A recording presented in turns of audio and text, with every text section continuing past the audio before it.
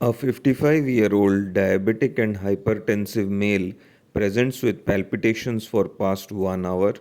On examination, he has a pulse rate of 180 per minute and a blood pressure of 110 over 80 millimeter of mercury.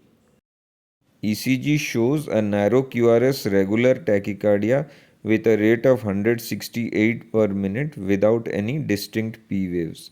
Close examination reveals a positive wave at the end of the QRS in V1 known as the pseudo R prime due to the retrograde P wave, and this supports the diagnosis of typical slow fast AVNRT. Since the patient was hemodynamically stable, vagal maneuver in the form of carotid massage was performed, which successfully converted the tachyarrhythmia.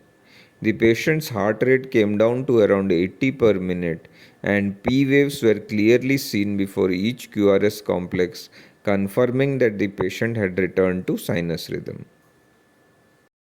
The mode of termination also gives clues regarding the nature of the arrhythmia. In this case, it terminates with a P wave, which means that it can be an AVNRT or an orthodromic AVRT. The PR interval in the first few sinus beats following cardioversion is normal here, but may be shortened with evidence of pre-excitation in case of orthodromic AVRT.